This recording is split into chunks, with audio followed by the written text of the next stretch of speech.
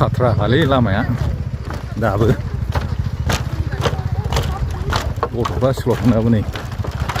गिथावाथ' दा एथ' गोलाव लामा दालाङा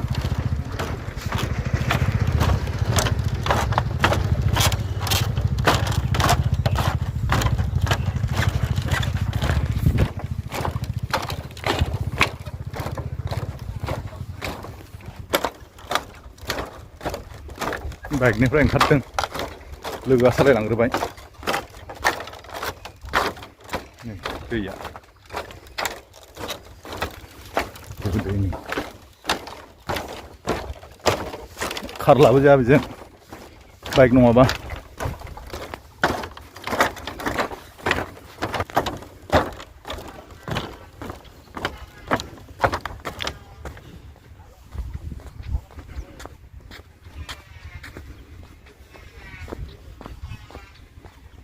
खाथ्रा माथो लामायालाय